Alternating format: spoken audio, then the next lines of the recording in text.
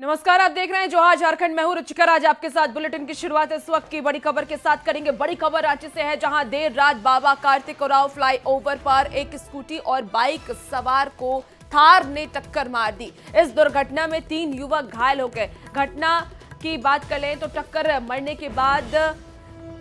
के बाद थार सवार ने गाड़ी नहीं रोकी और थार में फंसकर बाइक और हाईकोर्ट तक घसीटती रही। कल ही इस फ्लाईओवर का सीएम हेमंत सोरेन ने उद्घाटन किया था। इस दुर्घटना के बाद फ्लाईओवर पर सुरक्षा इंतजाम की भी पोल खुलती हुई नजर आ रही है। फ्लाईओवर पर कहीं सीसीटीवी नहीं लगा है। थार पर एक युवती और 2 युवक सवार थे। पुलिस इस मामले की जांच कर रही है। खबर अब गिरिडीह से है, जहां गिरिडीह जमुआ सड़क पर परखाकों के पास एक कार पलट गई। कार में शराब की बोतलें भरी हुई थी। आपको बता दें कि दुर्घटना के बाद आसपास के लोग ड्राइवर को बचाने के बजाय शराब की बोतल लूटने लगे। और आप तस्वीरों में भी देख सकते हैं कि कैसे लोग शराब की बोतल लेकर के भाग रहे हैं। जब इस पूरी घटना का जायजा पुलिस ने लिया तो देखिए, घटना स्थल पर पहुंचते ही तब तक लोग वहां पर शराब लूट चुके थे। बताया ये जा रहा है कि झारखंड से शराब लेकर के कार ड्राइवर बिहार जा रहा था और इसी दौरान तेज रफ्तार के कारण गाड़ी पलट गई और लोगों ने शराब को लूट लिया। खबर जमशेदपुर से है, जहां डिमना के मिर्जाडीह गांव में अलकतरा फैक्ट्री में आग लग गई है। बताया जा रहा है कि गैस की टंकी फटने से फैक्ट्री में आग लगी है। बताया ये जा रहा है कि धमाके के बाद जहरीली गैस का रिसाव भी हुआ। स्थानीय लोगों का ये कहना है कि करीब 1 किलोमीटर तक इलाके में काला धुआं फैल गया। गांव के लोगों को सांस लेने में भी दिक्कत होने लगी, जिसके बाद वो परिवार के साथ गांव से बाहर निकल गए। सूचना मिलने के बाद दमकल की 2 गाड़ी मौके पर पहुंची और 2 घंटे की मशक्कत के बाद आग पर काबू पाया जा सका। ये 2 तस्वीर भी आपको दिखा रहे हैं, जहां एक तरफ लोग प्रदर्शन करते हुए नजर आ रहे हैं और दूसरी तस्वीर देखिए, जहां पर दमकल की टीम पहुंची और आग पर काबू पाया।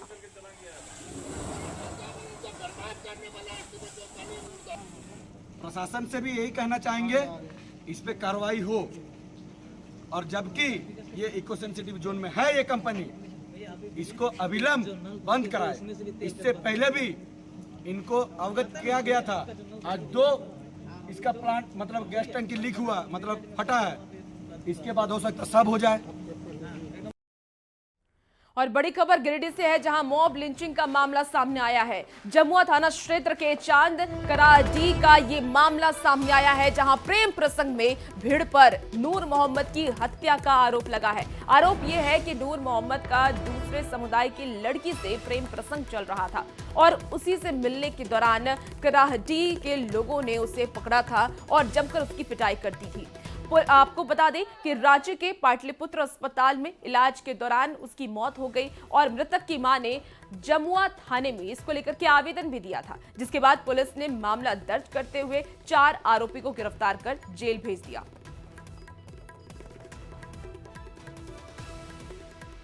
नशा तस्करी के खिलाफ हजारीबाग पुलिस ने बड़ी कार्रवाई की है। कुर्रा, लोहसिंघना और मुफस्सिल थाना क्षेत्र में ये छापेमारी की गई है। इस दौरान करीब 40 किलो अफीम जब्त किया गया और तस्करी में शामिल 6 तस्करों को गिरफ्तार किया गया। आपको बता दें कि जब्त अफीम की कीमत 1.5 करोड़ रुपए आंकी गई है।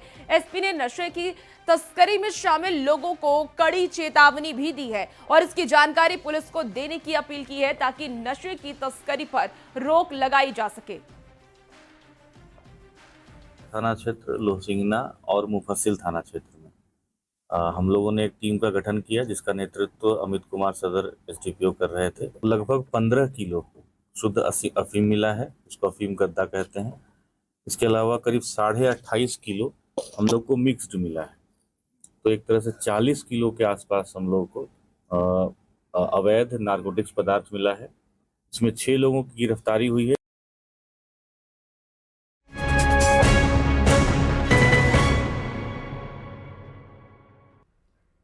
बकरीद के दौरान राज्य में विधि व्यवस्था की समस्या न हो, इसको लेकर के पुलिस ने विशेष तैयारी की है। जमशेदपुर के गोलमुरी पुलिस लाइन में मॉक ड्रिल का आयोजन किया गया, जिसमें भीड़ नियंत्रण की तैयारियों को परखा गया। मॉक ड्रिल में वाटर कैनन और इसके साथ ही टायर गैस के इस्तेमाल का अभ्यास किया गया। एसएसपी ने यह बताया है कि मॉक ड्रिल का मकसद पुलिस की तैयारियों को परखना है और साथ ही उपद्रवियों को ये संदेश भी देना है कि पुलिस उनसे सख्ती से निपटने के लिए तैयार है। बकरीद को देखते हुए पूरे शहर में सुरक्षा के पुख्ता इंतजाम किए गए हैं। एसएसपी ने लोगों से बकरीद के दौरान विधि व्यवस्था बनाए रखने की अपील की है।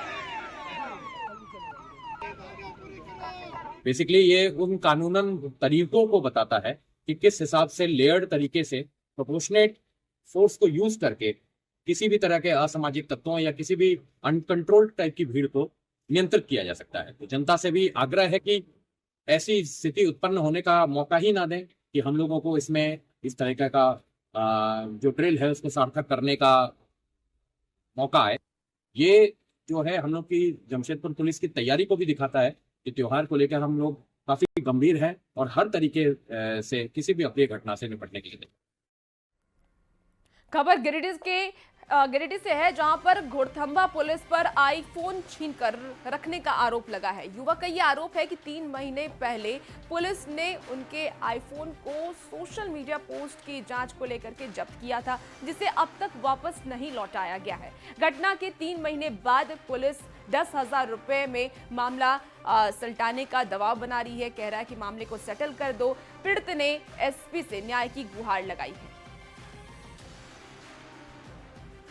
मार्च को मेरा मोबाइल हमसे लिया गया। किसने लिया था? साइबर की टीम ने।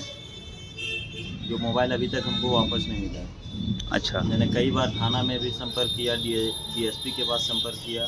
वहाँ से हमको जानकारी मिली कि आपका फ़ोन गुम हो गया है। रांची के बेड़ो और लापुंग में पुलिस पर हमले के बाद सिमडेगा पुलिस अलर्ट है। आपको बता दें कि एसपी ने यह बताया है कि पुलिस पब्लिक के साथ तालमेल बना करके काम कर रही है और अपने सूचना तंत्र को अलर्ट पर रखे हुए हैं और इसके साथ ही थानों की सुरक्षा बढ़ा दी गई है। और पब्लिक के बीच हम लोग लगातार कम्युनिकेशन बनाए रखते हैं यहाँ पे, और जब इस तरह की कोई घटना है तो उसकी संभावना के जो भी सूत्र हैं उसके बारे में पुलिस अपनी तरफ से निगरानी रखती है। सिमडेगा में हम लोगों ने सौहार्द का माहौल रखा है और हम लोग इसको जो है इसके लिए सजग तत्पर तो हैं। हमारा जो आसूचना तंत्र है इसमें अच्छे से काम कर रहा है। और अब खबर सियासी गलियारे से है, जहां रांची के सिरमटोली फ्लाईओवर का नाम बाबा कार्तिक उरांव के नाम पर रखने पर बीजेपी ने सत्ता पक्ष से ये सवाल किया है और ये कहा कि बाबा कार्तिक उरांव ने धर्मांतरण के खिलाफ लंबी लड़ाई लड़ी। क्या सरकार इस पर कोई ठोस कदम उठाएगी? वहीं सत्ता पक्ष ने पलटवार करते हुए ये कहा कि बीजेपी विकास के मुद्दे पर राजनीति कर रही है।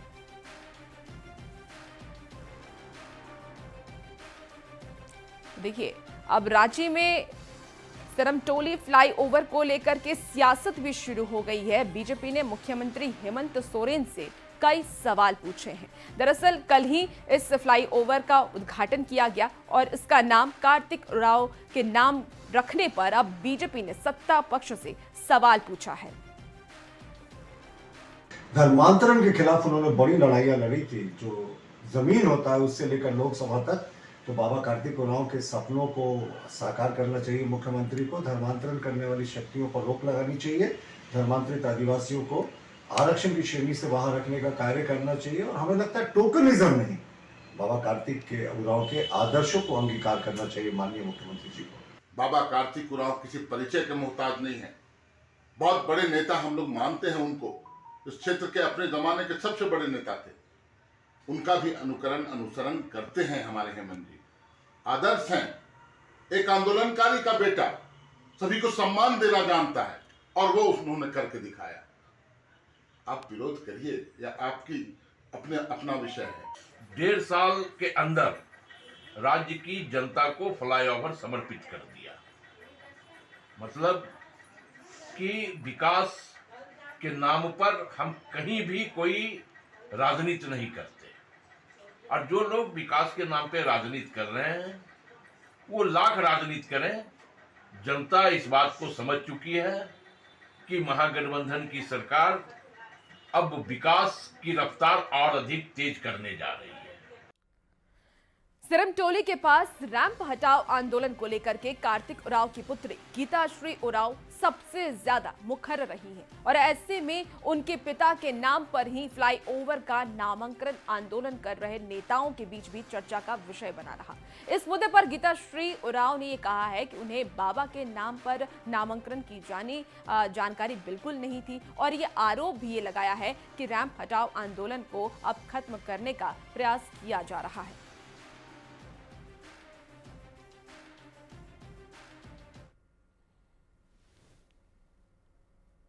नहीं थी, बहुतों को नहीं थी, इनफैक्ट आप लोगों को भी नहीं थी।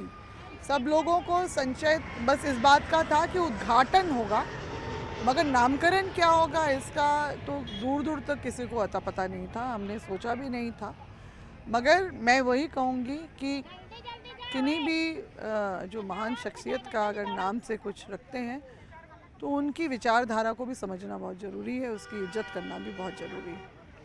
तो वो तो हुआ नहीं है, ये सिर्फ और सिर्फ राजनीतिक चाल ही है। ये जो सारा आंदोलन को जो है ठंडा करने के लिए और रैंप को हटाने की मांग जो कल तक गूंज रही थी उसको भी ख़त्म करने की मंशा से ये सारा काम किया गया। कार्तिक उरांव का नाम दिया गया, ये हम यही कहेंगे कि राजनीति से प्रेरित है और कार्तिक उरांव हमारे आदर्श हैं। लेकिन कार्तिक उरांव को तो बुलाए, नाम दिए, लेकिन आपने उनकी बेटी को नहीं बुलाया। इससे स्पष्ट पता चलता है यहाँ के मुख्यमंत्री मदारी हैं, प्योर पॉलिटिशियन है। लोकतंत्र में समाज का सबसे बड़ा स्थान होता है, लेकिन समाज को आप इग्नोर करके चुपके आप उद्घाटन करने का काम कर रहे हैं। समाज को पूछे बिना ये आदिवासी समाज इजाज़त नहीं देगा। आने वाला समय व्यापक आंदोलन होगा।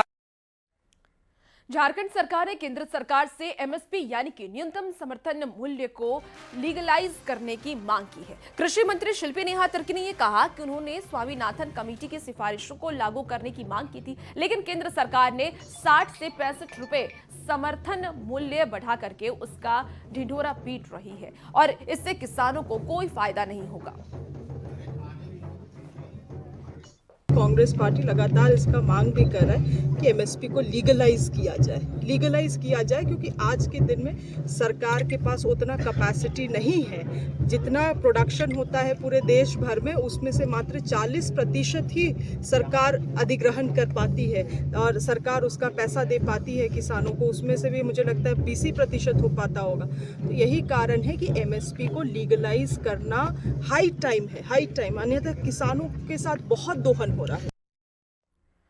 बाबूलाल मरांडी ने आरोप लगाया है कि झारखंड सरकार को आम जनता की संवेदना से कोई मतलब नहीं है। उन्होंने ये सलाह दी कि फ्लाईओवर के छोर को थोड़ा आगे या पीछे किया जा सकता था ताकि लोगों को सरना स्थल जाने में परेशानी नहीं होती, लेकिन सरकार पूरे मामले में संवेदनहीन बनी रही। बाबूलाल मरांडी ने राज्य की कानून व्यवस्था पर भी सवाल उठाए हैं और ये कहा कि झारखंड में 1 महीने से कोई डीजीपी नहीं है, ऐसे में लॉ एंड ऑर्डर भला कैसे सही हो सकता है। बाबूलाल मरांडी गोड्डा में बीजेपी के नए ऑफिस का उद्घाटन करने के लिए पहुंचे थे। मंत्री चाहते तो निश्चित रूप से उसका रास्ता निकालते सम्मान पूर्वक से, लेकिन राज्य के मुख्यमंत्री झारखंड के और वहाँ के लोगों का कोई भावनाओं से उनको कोई मतलब नहीं। तो जिस राज्य में अगर पिछले 1 महीना 5 दिनों से डीजी पुलिस नहीं है तो उस राज्य की कानून व्यवस्था कैसी होगी, आप सहज ही कल्पना कर सकते हो। बीजेपी नेता और पूर्व मुख्यमंत्री रघुवर दास ने आरोप लगाया है कि वर्तमान सरकार झूठ की सरकार है और विकास के अपने लक्ष्य से कोसों दूर है। उन्होंने सरकार पर जनता से किए वादे पूरा नहीं करने का भी आरोप लगाया। मैं 18 साल से 50 साल तक की उम्र 70 लाख महिलाएं हैं। कितनी महिलाओं को दे रहे हैं? इस तरह ये झारखंड की महिलाओं के साथ विश्वासघात करने का काम सर, ये विश्वासघाती सरकार है। चंदन कह रही कि एक बच्चे जानता है कि ये बीजेपी की सरकार में सैंक्शन हुआ था और काम शुरू हुआ। इस सरकार की नाकामी के कारण जो 2 साल में पूरा होना चाहिए वो 5 साल बाद पूरा हो। अभी तक तो वहाँ पढ़ाई शुरू हो जाती है अगर बीजेपी की सरकार है। लोहरदगा में फिर एक बार सरना धर्म कोड को लेकर के राजनीति गरमाई हुई है। जेएमएम कांग्रेस सरना धर्म कोड को लेकर के लगातार केंद्र सरकार पर हमलावर है, तो वहीं बीजेपी ने भी सरना धर्म कोड को लेकर जेएमएम कांग्रेस पर पलटवार किया है। 1961 के 91 में नेहरू जी की सरकार, पंडित जवाहरलाल नेहरू जी समय देश के प्रधानमंत्री थे। उस समय आदिवासी कोड को सन 1961 में कांग्रेस की सरकार समाप्त कर देती है। जिस पार्टी ने आदिवासी कोड को समाप्त करने का काम किया, उससे इस मांग को उठाने का अधिकार नहीं है। और ये पश्चाताप में, ताकि आज एक तरह से कहा जाए इस कोड को लेके राजनीति कर रही है, प्रोपगंडा कर रही है, लोगों को आदिवासी समाज को भ्रमित करने का काम कांग्रेस पार्टी और जेएमएम कर रही है। झारखंड की बिगड़ती स्वास्थ्य व्यवस्था और रिम्स 2 परियोजना को लेकर के बीजेपी ने हेमंत सरकार पर हमला बोला। कहा कि अगर मेडिकल साइंस में कोई बीमारी होती है तो सबसे पहले उसका डायग्नोसिस किया जाता है। ठीक वैसे ही अब समय आ गया है कि झारखंड की स्वास्थ्य व्यवस्था का भी डायग्नोसिस किया जाए। यदि सरकार 1000 करोड़ रुपए खर्च करने जा रही है तो बेहतर यह होगा कि राज्य के 5 प्रमंडल में 200 करोड़ रुपए खर्च कर अत्याधुनिक सुविधाओं से लैस अस्पताल बनाया जाए। इससे न सिर्फ क्षेत्रीय स्वास्थ्य व्यवस्था मजबूत होगी, बल्कि रिम्स जैसे एकमात्र संस्थान पर दबाव भी कम होगा। रिम्स के ऊपर लोड बहुत ज्यादा है। अगर रिम्स के ऊपर लोड बहुत ज्यादा है तो इसका सॉल्यूशन रिम्स 2 नहीं है। इसका सॉल्यूशन है 1000 करोड़ रुपए जो आप रिम्स 2 में खर्च करने वाले हैं, उससे अच्छा है 200 करोड़ रुपए खर्च करके यहाँ के 5 प्रमंडल में 5 हॉस्पिटल्स बनाए जाए। या फिर 40-50 करोड़ रुपए का अगर आप एक हॉस्पिटल बनाएंगे तो झारखंड के 24 जिलों में 40-50 करोड़ का एक शानदार हॉस्पिटल खड़ा हो जाएगा। यहाँ के आदिवासी इलाके, चाहे गुमला की बात करें, लातेहार की बात करें, चाईबासा की बात करें, इन जगहों पर हॉस्पिटल खोलने की जरूरत है। तब और जमशेदपुर के एमजीएम अस्पताल में छत गिरने से 3 मरीजों की मौत हुई थी। घटना के 1 महीने से ज्यादा हो गए, लेकिन अब तक मृतक के जो आश्रित हैं उनको ना तो मुआवजा मिला है और ना ही डेथ सर्टिफिकेट मिला है, जिससे नाराज लोगों ने डीसी कार्यालय के पास प्रदर्शन किया और स्वास्थ्य मंत्री के खिलाफ जमकर नारेबाजी की। साथ ही चेतावनी ये दी कि अगर उनकी मांग नहीं मानी गई तो वो अस्पताल में तालाबंदी करेंगे। और गुंडा लोग हैं और किसी को कोई आदेश सुनाई नहीं देता है। यहाँ स्वास्थ्य मंत्री आए, बोल के गए कि 5 लाख रुपया मिलेगा, और आपको उसके बाद शिक्षा मंत्री भी आए थे, विपक्ष के भी सारे लोग आए थे। कहाँ मिला 5 लाख रुपया? 5 नया पैसा नहीं मिला है।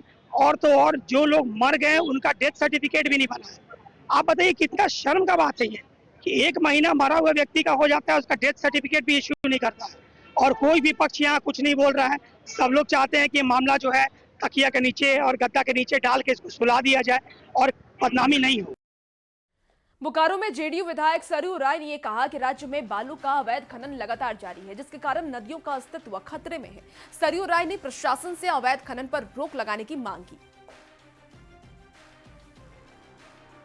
सूचना करके उत्तर हमको सभी को खोजना चाहिए कि नदी की प्राथमिकता जल है और जल आता है पहाड़ों से, साथ में बालू आता है, मगर आज सरकारी तंत्र से लेके अवैध तरीके से नदियां बालू के उत्खनन का माध्यम बन गई हैं। इसके जल की स्थिति सुदृढ़ रहे, नदियां अविरल रहें, निर्मल रहें, इसके बारे में भी हम सभी ध्यान रखें तो हम समझते हैं कि हम लोग के प्रयास की सफलता मानी जाएगी। और अब बात मौसम की करते हैं। झारखंड में आज से मानसून के पहले की गतिविधि तेज हो जाएगी और इसके चलते राज्य के कई हिस्सों में बारिश हो सकती है। इस दौरान 30 से 40 किलोमीटर प्रति घंटे की रफ्तार से हवा चल सकती है। मौसम विभाग के मुताबिक झारखंड के दक्षिणी और उत्तरी पूर्वी भाग में कहीं कहीं भारी बारिश की आशंका भी मौसम विभाग की तरफ से जताई गई है और इस दौरान अधिकतम तापमान 3 से 4 डिग्री सेल्सियस नीचे आ सकता है। में लगातार तब्दीली हो रही है। आज आप देख सकते हैं कि आसमान में बादल छाए हुए हैं और मौसम विज्ञान विभाग ने इसको लेकर येलो अलर्ट जारी किया है। झारखंड के उत्तर पूर्व इलाके में बुधवार को गर्जन के साथ वज्रपात के साथ बारिश होने की संभावना जताई है, जबकि रांची सहित कई जिलों में आज बारिश होने की संभावना है।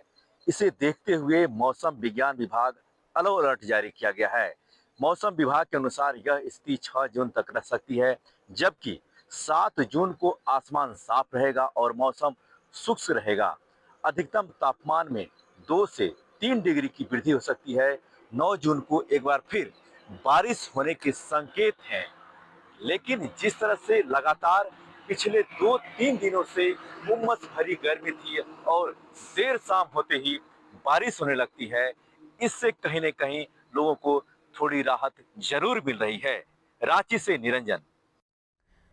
अगली खबर धनबाद से है, जहां टोपचांची प्रखंड के भुइया चतरो पंचायत के ग्रामीण पानी की समस्या से त्रस्त हैं। गुस्साए लोगों ने गोमो टोपचांची मुख्य सड़क पर प्रदर्शन करते हुए जाम लगा दिया। बाल्टी बर्तन लेकर मुख्य सड़क पर धरने पर वो बैठ गए और इस दौरान सड़क के दोनों तरफ गाड़ियों की लंबी कतार लगी रही। सूचना मिलने पर तोपचांची बीडीओ, सीओ, इसके साथ ही पीएचईडी के जेई मौके पर पहुंचे। ग्रामीणों से सड़क जाम कर उनको हटने की वहां से उन्होंने अपील की। जल्द पानी की सप्लाई शुरू करने का आश्वासन भी दिया गया और इसके बाद ग्रामीणों ने जाम को हटाया। लगातार फोन के माध्यम से मौखिक रूप से इंफॉर्मेशन करते आ रहा हूं, कह रहा हूं पानी दीजिए, गांव उग्र हो रहा है, लेकिन किसी सुनने वाला कोई नहीं। इससे पहले पानी लगातार आप लोग को मिलता था? नहीं, पहले भी हफ्ता में 1 दिन 2 दिन ही पानी मिला करता था। गुमला जिले के घाघरा प्रखंड के तिलसीरी गांव के लोग पेयजल संकट से जूझ रहे हैं। गांव में करीब 50 परिवार रहता है जो गांव से 1 किलोमीटर दूर कुआं से पानी पीता है और इस गांव में सोलर पंप लगा था, लेकिन 2-4 महीने में ही ये खराब हो गया था और इसके बाद कोई सुध यहां पर उसे लेने के लिए नहीं आया। पिए ले लाने जाइला और पानी के पिए वाला पानी नहीं बना थे। जनमीनार बहन है, लेकिन जनमीनार में पानी चालू करते ना खाएं।